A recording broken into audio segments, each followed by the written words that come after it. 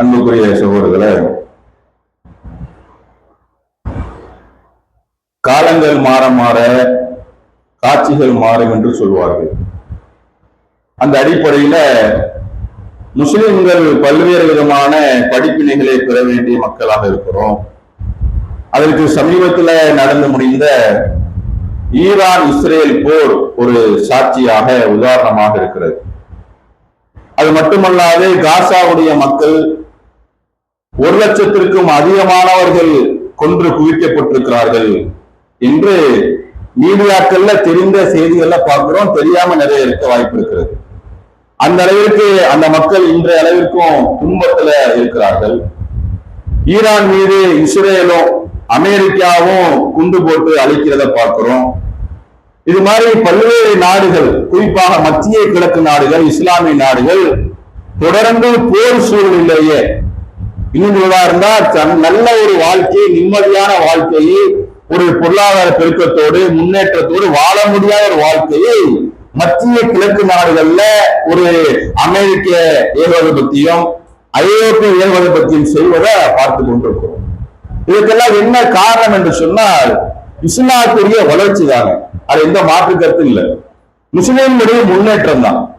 இஸ்லாத்துடைய வளர்ச்சியை பார்க்கத்தான் ஒவ்வொரு நாடுகள் என்ன பண்றாங்கன்னா முஸ்லிம்களே வளரவிடக்கூடாது, முஸ்லிம் நாடுகள்ல எண்ணி வளம் இருக்கிறதா, பொருளாதாரம் அதிகமா இருக்கிறதா, அவர்கள் வேற வேற விதமான முன்னேற்றத்தை நாட்டை வளர்த்துக் கொண்டிருக்கிறார்களா, அவர்கள் மீது ஒரு போரை கொடு, அவர்களை ஒன்றுமில்லாமல் ஆக்கி அவர்கள் என்ன செய்ய அந்த நாட்டை நிம்மதியா வாழ வைக்காத, இன்னும் குறிப்பாக அகதிகளாக மாற்றுவது என்றெல்லாம் நடக்கிறத கண்கூடா பார்த்து கொண்டிருக்கிறோம்.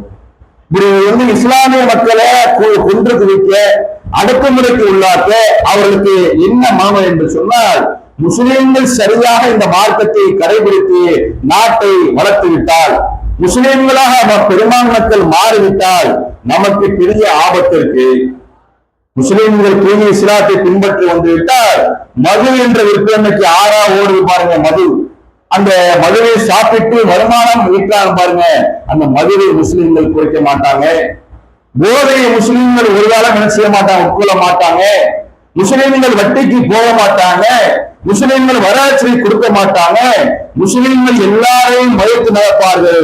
இதையெல்லாம் பார்த்து எல்லா விதமான முஸ்லிம்களும் அந்த இஸ்லாத்தை சரியா பின்பற்ற ஆரம்பித்து விட்டால், ஒவ்வொரு ஊர்லயுமே சரியான இஸ்லாம் வந்து போய் சேர்ந்து விட்டால், சரியான ஏகத்தோடு போய் சேர்ந்து விட்டால், ஆஹா எங்களுக்கு ஆபத்து இருக்கு, ஆஹா மக்கள் எல்லாம் தெரிந்து விடுவார்கள், ஆஹா மக்கள் எல்லாம் என்ன செய்வாங்க, சரியான மார்க்கத்தை கடைபிடிக்க ஆரம்பிக்க சொல்லி அமெரிக்க ஏகாதிபத்தியம், ஐரோப்பிய ஏகாதிபத்தியம் இன்றைக்கு ஆட்டம் கொண்டு கொண்டிருக்கிறது.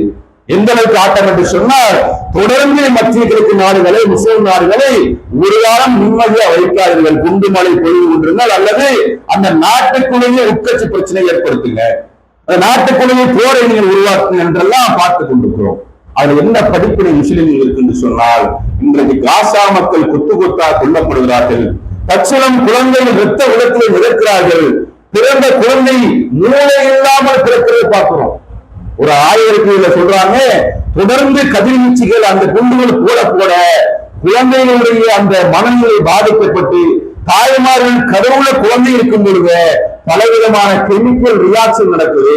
அது நடந்த ஒரு விலை என்னன்னு சொன்னா, ஊனமுற்ற குழந்தைகளாக, ஊட்டச்சத்து குறைபாடுள்ள குழந்தைகளாக அவருடைய உச்சகட்டம் நம்ம எல்லாம் பார்த்து கண்ணீர் வெடித்தது கடந்த 2 மாதங்கள் முன்னால்.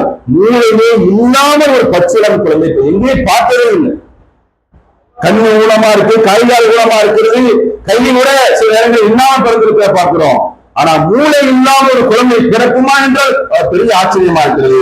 அதுக்கு காரணம் என்ன சொல்லப்படும்னா, தொடர்ந்து குண்டுமலை பொழிந்து அந்த குழந்தைகளுக்கு என்னது இது போன்ற மாற்றங்கள் ஏற்படும் சொல்லி ஒரு ஆய்வறிக்கை சொல்லுது. இவ்வளவு நடந்த போதிலும் குறிப்பாக உணவுக்காக காசா மக்கள் நிற்கும் பொழுது, கொத்து கொத்தா கொல்லப்படும் பொழுது உணவுக்காக நிற்கிறாங்க. ஒரு ரொட்டி துண்டு கிடைக்காதா, ஒருவேளை உணவு கவனம் ஒரு சோறு கிடைக்காதா, என்னுடைய பிள்ளைக்கு ஒரே ஒரு பால் பாட்டில் பால் கிடைக்காத என்று தாய்மார்கள், அந்த பிஞ்சு குழந்தைகள் தட்டை தூக்கி கொண்டு ஓடக்கூடிய அவல காட்சிகளை பார்க்கும் பொழுது நம்மால் கண்ணீர் சிந்தாமல் இருக்க முடியும். உச்சகட்டம் என்னவென்றால், சமீபத்துல ஒரு சிறுவன் 10 வயசு இருக்கும், அவன் வீடியோ போடுகிறான். என்ன ஆயிற்று எங்களுக்கு, குழந்தைகள் சாப்பிட உணவில்லை, மண்ணை தான் திங்கம் என்று மண்ணை வாயிலை போட்டு காட்டுகிறான்.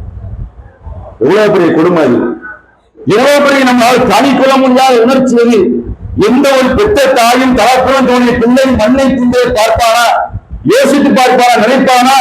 அப்படி நினைக்க முடியாத துயரங்களை, துன்பங்களை காசா என்ற ஒரு இஸ்லாமிய நாட்டுக்குள்ள, பாலஸ்தீனம் என்ற நாட்டுக்குள்ள அதி பயங்கரமான குண்டுகளை வீசி அநியாயமாக அக்கிரமமாக கொண்டு கொண்டிருக்காங்க சொன்னால், அந்த காசா மக்கள் என்ன நினைச்சிருக்காங்க, இந்த காசா மக்கள் என்ன உணவு இருக்காங்கன்னு சொன்னா, ஒரு காலம் இந்த உரிமையை விட்டு கொடுக்க மாட்டோம். படிப்பு என்ன?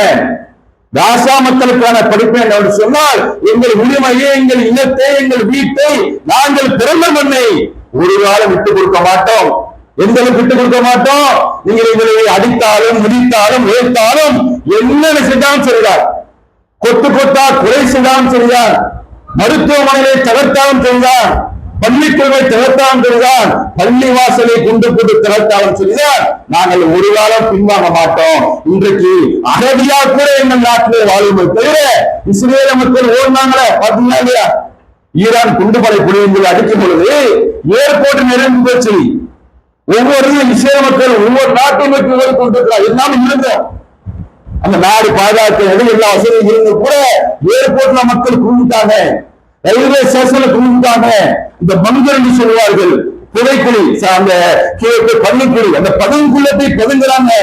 அதெல்லாம் பதுங்கிய பிறகு ஓட்டம் எடுத்து ஓடுகிறார்கள். ஆகா கொன்றுவான், குண்டுமலை பொழிவு என்று ஓடினார்களே நாட்டை விட்டு. அது நானும் கிடையாது, அதனால ஓடினாங்க. முதல்ல காசா மக்கள் ஓடினார்களா? எவ்வளவு குண்டுமலை, எவ்வளவு துன்பம் வந்தாலும் நாங்கள் இங்கேதான் இருப்போம். என்ன யார் அமெரிக்கா வருதா வரட்டும், இஸ்ரேல் வரட்டும், யூகே வரட்டும், பிரான்ஸ் வரட்டும், உலகமே எதிர்த்தாலும் நாங்கள் இங்கே இருப்போம், எங்கள் மண்ணிலே வாழ்வோம், இந்த மண்ணிலே சாவோம் என்ற ஒரு பெரிய ஒரு ஈமான் உறுதியை உலக மக்களுக்கு பறைசாற்றிருக்கிறார்கள். இந்த மாவாசோல தேவையில்ல, ஒவ்வொரு சிறு குழந்தையும் சொன்னது பார்த்தோம்ல. நான் சொர்க்கத்துக்கு போய் குழந்தை சொல்லுங்க, நான் சொர்க்கத்துக்கு போவேன், அல்லாஹ்விடத்திலே முறையிடுவேன், என்னை இப்படியெல்லாம் கொன்று குவித்தார் என்று அல்லாஹ்விற்கு பேசியிருப்பான் என்று ஒரு சின்ன குஞ்சு குழந்தை சொன்னது பார்த்தோமா இல்லையா? இதெல்லாம் என்ன உறுதியை கொடுக்குது? எவ்வளவு எதிர்ப்பு வந்தாலும் இஸ்லாத்திற்கு, எவ்வளவு தடை வந்தாலும், எந்த முட்டுக்கட்டை போட்டாலும், ஊரே உலகமே ஏற்றிருந்தாலும் நாங்கள் எங்கள் உரிமையை பெறாமல், எங்கள் வாழ்வில் வாழாமல் நாங்கள் மரணிக்க மாட்டோம் என்பதை உறுதி காட்டுகிறது. அல்லாஹ் குர்ஆன் சொல்றான், அல்லதீன காலஹுமுன் நாசு, அவர் சொன்னார்கள், இந்த நாசே கது ஜாமலக்கும், மக்களே உங்களுக்கு எதிராக ஊரே திரண்டு விட்டது. மக்கள் சொன்னாங்க, இஸ்லாமிய மக்களை பார்த்து, ஏகத்துவரை பார்த்து, இன்னும் நாசே கது ஜாமலக்கும், அந்த மனிதர்கள் ஊரே உங்களுக்கு எதிராக திரும்பி நிற்கிறார்களப்பா.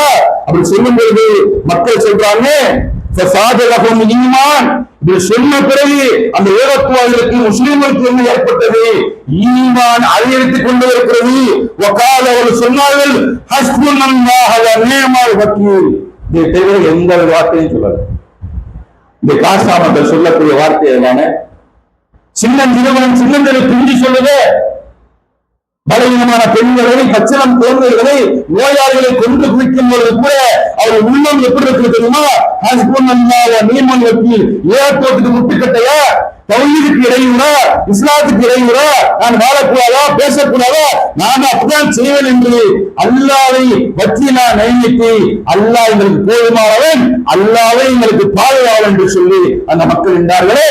உலக முஸ்லிம்களை எதிர்க்கப்படும் பொழுது, ஐரோப்பாவை, அமெரிக்காவை யார் இஸ்லாம் பெறுதான்? முஸ்லிம்களை எதிர்க்கப்படும் பொழுது, இஸ்லாம் என்ற காலத்தில் எதிர்க்கப்படும் பொழுது, இந்த காசா மக்கள் போன்ற உறுதியை அல்லாஹ் குர்ஆன்ல சொல்றது போல காலையில் சொன்னார்கள், ஹஸ்புனல்லாஹ் வ நிஅமல் வக்கீல் என்று சொன்னார்களே. அல்லாஹ் எங்களுடைய பாதுகாவலன், பொறுப்பாளன், அல்லாஹ் எங்களுக்கு போதுமா என்று சொன்னார்களே. அப்படிப்பட்ட ஒரு நிலையை, அப்படிப்பட்ட உறுதியை ஒவ்வொரு ஏகத்துவாதி, ஒவ்வொரு முஸ்லிமும் எல்லா காலத்தையும் கடைபிடிப்போம். ஈழத்து ஏகத்துவத்திற்கு எதிர்க்கு ஏற்கத்தான் இஸ்லாம் வளர்கிறது. ஐரோப்பிய, அமெரிக்க ஆட்டம் கொண்ட காரணம், அந்த நாடுகள்ல எந்த இஸ்லாத்துக்கு தடை போட்டார்களோ, எந்த ஹிஜாபுக்கு தடை போட்டார்களோ, எந்த பள்ளிவாசல் திறப்புவான் சொன்னார்களோ, அங்கே பள்ளிவாசல் அதிகரிக்கிறது, இஸ்லாமிய பெண்களுடைய கல்வி அதிகரிக்கிறது, முஸ்லிம் மக்கள் அதிகரிக்கிறார்கள். எதிர்க்க ஏகத்துவம் வளரும், வளர்ந்தே தீரும், அது வரலாறு சொல்லிக் கொண்டிருக்கிறது என்பதை உறுதியாக கூறிக்கொண்டு நம் உள்ளங்கள்ல அல்லாஹ் போன்ற உறுதி ஏற்படுத்துவான், ஏகத்துவத்துக்கு இறுதி வெற்றியை தருவான் என்ற ஒரு உறுதிமொழியை கூறிக்கொண்டு என்று நிறைவு செய்ய. அஸ்ஸலாமு அலைக்கும்.